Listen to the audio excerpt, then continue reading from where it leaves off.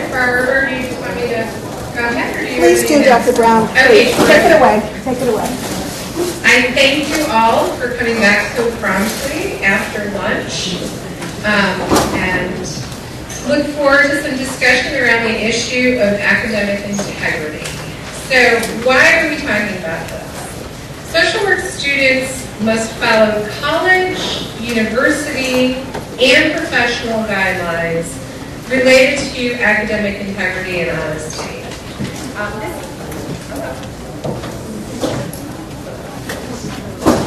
Let's see here.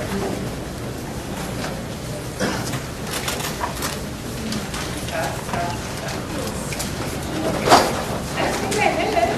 I'm pretty low.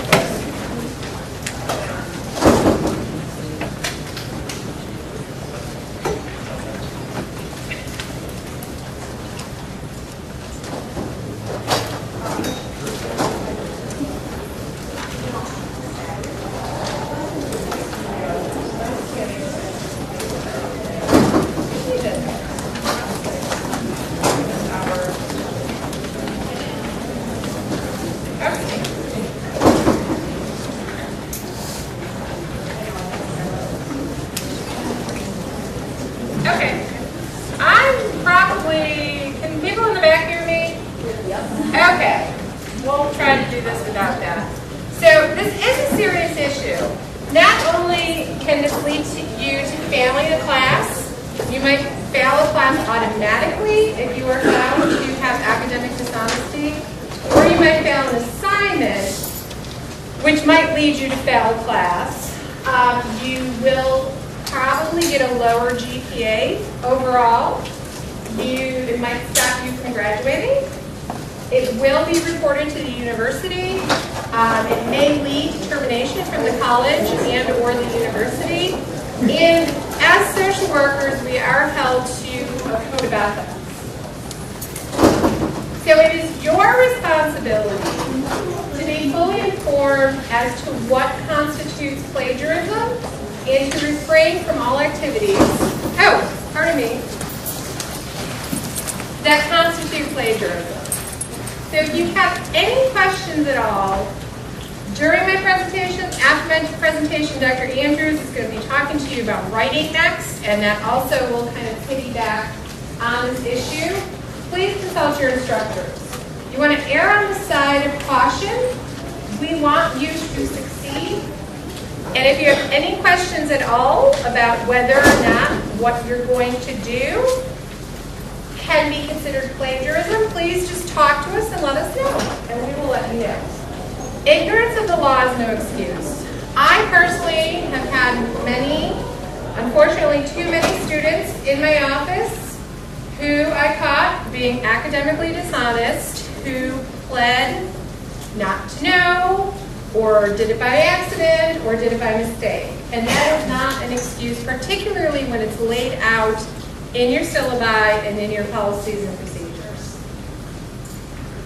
So as a student here at the College of Social Work at the University of South Carolina, you need to obey these laws for a couple different reasons. One, the University of Carolina says that you need to have academic integrity.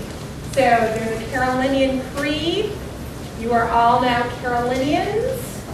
And it does state that you will practice personal and academic integrity. It says that this commitment should eliminate the practice of plagiarism or borrowing another student's work, lying, deceit, and excuse making. So why is this so important? It's also very important because as social workers, we have to adhere to a code of ethics that says that social workers should not participate in, condone, or be associated with dishonesty, fraud, or deception. So one of the values in that code of ethics is based on integrity and that social workers will behave in a trustworthy manner. So I'm sure that you're all sitting there thinking, this doesn't apply to you, and of course you have integrity, and you would never commit plagiarism. I'm certain that some of those students in my office were lying to me, but I will tell you right now, they all felt really bad were in a position that they didn't think it could happen to them either. There's some mistakes that can be made that actually equal academic dishonesty. We'll be talking about this, and this is why you need to be careful. When we're talking about plagiarism, we're talking about academic dishonesty. That means using anyone else's work, with or without permission, and putting it in your paper and representing it as your own. And that's basically what you're doing when you're copying and pasting from something that somebody else wrote, putting it in your paper, and not referencing it. You are basically declaring it your own. We planned this to demonstrate that social workers are flexible And and that we solve problems. And loud. So this includes, and these are all examples that have happened to myself or my colleagues, sharing papers with your friends who are in other sections of your class, whether it be a small sharing or a large sharing, and handing them in. Copying and pasting again, anything without citing it is considered academic dishonesty. If you improperly cite your sources, that is academic dishonesty. And if you use any direct quotes without quotation marks and the page numbers, that is considered academic dishonesty. So it's not as cut and dry. This is, I don't want to say it's a slippery slope, but it's a challenging slope to learn to write at a graduate level. And this is a really important premise to make sure that you incorporate in this writing. So if you look on the website, that's kind of small, I know, and again, hopefully these PowerPoints will be available to everyone afterwards. The university also gives examples of this. So if you receive any unauthorized assistance or give such assistance, that is considered academic dishonesty. So there are some more specifics there, and like I said, in every one of your syllabi from your instructors, you should have your instructor's specific academic honesty policy. So, we all love the internet. Nobody loves the internet more than I do. However, when it comes to writing your papers, and when I'm saying papers, I mean your major papers for your classes, group projects, anything that you hand in or submit that is written is what I'm talking about. So the internet is fantastic. It's fantastic to look for sources for your papers and your projects. It is incredibly wonderful to get electronic versions of all those articles. Got this big stack of books here. In my not so long life, just not even in my master's program, my doctorate program, I was doing most of my literature review before the explosion of electronic journals. So I schlepped to the library and had piles and piles and piles of books that I would then take to the copy machine. That has largely been eliminated from your life's experience.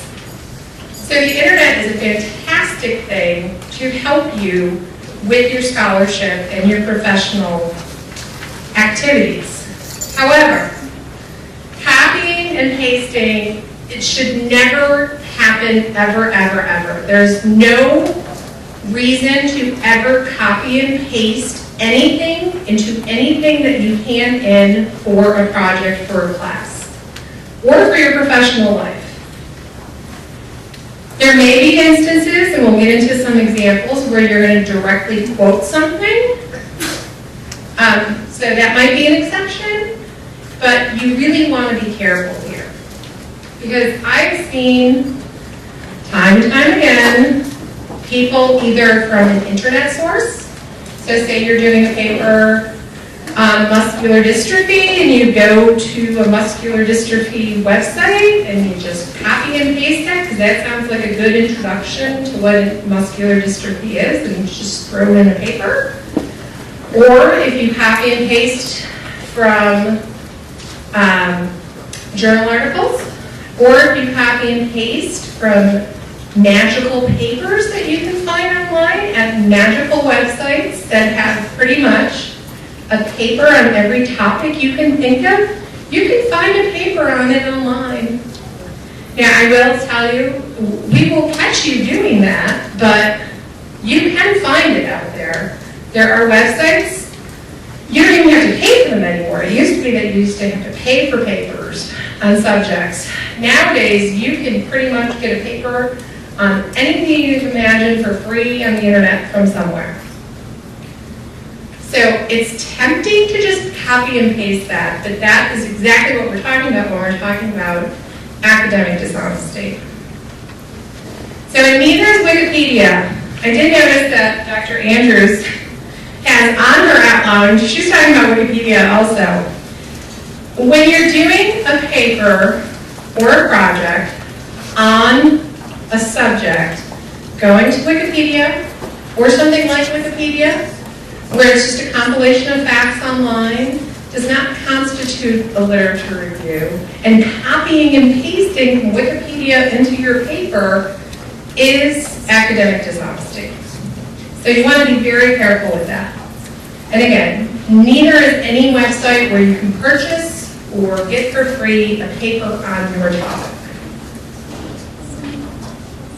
So you just want to be really careful that you don't copy and paste anything from the internet or anywhere else and put it in your paper without proper citation. Now there is a way to do this correctly. And you also want to be careful that you're always using your own words. What we want from you as students and what we want from you as colleagues and social workers is your own ideas. We want to know what you think of the subject on which you're writing something. So using other people's information, you want to use your own words and your own thoughts and your own critical thinking. That's what we want. We don't want you to tell us what somebody else said. So I've got a couple examples here for you on what it is that I'm talking about, because it kind of sounds impossible that you should never use other sources. And that's not true. You just want to make sure you use them correctly. So these are examples actually from a paper that I co-authored with one of our doctoral students, Tamara Savage. So, and I'll go into the details of both. But you can see, and again, for those of you who are either a little bit away from the academic experience and haven't been writing a lot and reading a lot, writing at a graduate level is very different. So it is going to take you a little while. So you can see this first sentence here has a citation at the end, and so does this one here. So we'll look at the details here. So here the sentence is, end-stage renal disease is a chronic illness that currently affects 571,000 people in the United States. So when you use facts that don't only come from your own head, you need to say where you got those facts from. Like, I don't wake up in the morning and know how many people have end-stage renal disease. That comes from somewhere else, and I need to make sure that I cite where that comes from. So anytime you use facts and figures, you need to cite the source of that information.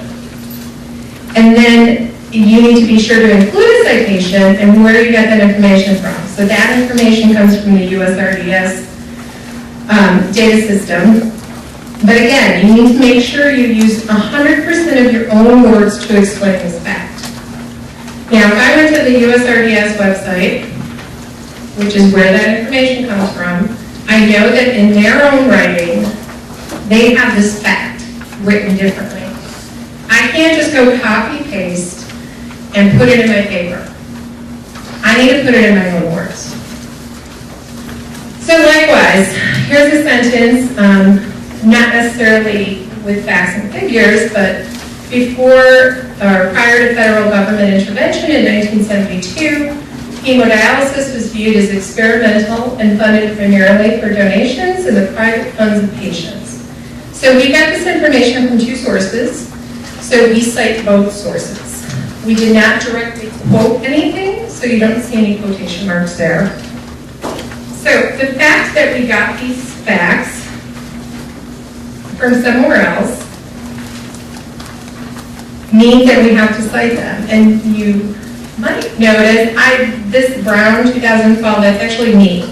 So even though that's something I wrote before and published it somewhere else, so I still need to cite myself. So you need to be very careful about citations. Even if you yourself wrote something else and published it, you need to cite yourself because you no longer are the original source of that information. So here's an example of working with direct quotes. So the direct quote here says, lawyer, a minister, a banker, a housewife, an official, a state government, a labor leader, and a surgeon. So we use that direct quote from this source.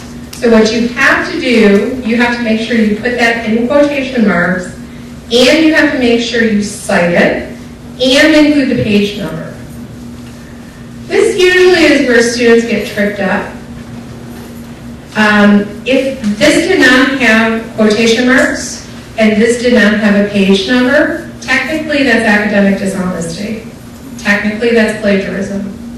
Because you're representing something that somebody else wrote as your own. So this usually is where you want to be careful. And I'm sure Dr. Andrews, as she speaks about writing, will get into this in more depth, but you really want to stay away from direct quotations whenever possible. You want to use your own words and not tell us what somebody else is saying. So again, with direct quotes, you need to put it in quotation marks and put a page number. And if you don't, that's academic dishonesty. So what your best friend will be the APA style for writing. That's from the American Psychological Association. It is the most commonly accepted style for writing and publishing in social work, and probably the one that every one of your instructors is going to ask you for. That is a citation style, and part of that book talks in really great depth about how to properly cite things. You can get it pretty cheap, like on Amazon or any used book sale. So I strongly encourage you, particularly if you are not an expert in academic writing, and even those of us who are, I mean, literally mine is right on my desk, because there's always something that throws me. So that will tell you exactly how to correctly cite sources. So you want to just be very careful. So you want to make sure that you are uniquely writing a paper for the class that you're in, not just recycling things that you've used in other classes, unless your instructor explicitly tells you you can do it. It should be substantially different, and you should make sure that you are aware and understand your instructor's academic honesty policy. It'll be in their syllabus. Each one of ours is a little different. Now, one thing you should be very careful about is that all instructors can and may be using some software that can tell us definitively if what you give us is original content or unoriginal content. There's a software called Cite, and when we run your papers or anything written through there, it will tell us the percentage of your paper that is original, the percentage that is unoriginal. It will show us the exact website or source where you got that information from. So it's pretty easy for us to show you exactly why we're having an issue with something that you handed in to us. So it does analyze every paper that's ever been submitted to them also, so that includes your classmates, that includes yourself. So you can't just take one paper that you write your fall semester and recycle that every semester with different professors. That's probably not going to let you get away with it. So that comes up with an analysis about the percentage of original content in your paper. So it does compare it to everything on the internet. I mean, I've seen reports of some really obscure and hard to find. I would never on my own find sources that this finds and tells me and shows me, it doesn't even tell me, it shows me exactly where the student got this information from. And I can go word by word by word to see if it matches what the student did. So I know that you copied and pasted. What's that? Is that available to us, for one of us who's not that good at writing, for us to go ahead and look through our papers that way we don't have it there, we don't know. Okay, the question was if Save Assign is available to students for you to analyze your own papers. And quite frankly, the answer is I'm not quite sure if the university does make it available to you as a student. If you do not copy and paste from anywhere, you shouldn't have any problem at all. Okay, Save Assign, sorry, let me clarify. Save Assign does not tell me as an instructor if you're citing correctly. It just tells me if you are using original content. Save Assign actually won't tell me if you're properly using the APA. I need to do that with my own eyes. So yeah, sorry, I must not have been clear about that. This will only tell me if you're copying and pasting from somewhere else, other than your paper you're handing in. So sorry about the confusion with that. All instructors, and I want to speak for every one of my colleagues, would be very happy if you're struggling with academic writing. There's some resources. First of all, your individual instructor, and Dr. Andrews is going to get into this more.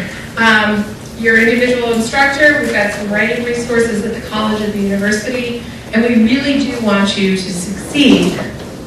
So we are here to help you grow and to become an ethical social worker, and we really do want you to succeed. So we know that there's challenges in that. We just want you to make sure that you know what to do when it comes to writing, and that's why we've kind of added this section to orientation. Dr. Andrews is going to go into more detail about the complexities of graduate level writing. Are there any more questions about academic honesty, though, and integrity? Great. Thank you all. I wish you much success, and Dr. Andrews is going to be chatting about reading and writing.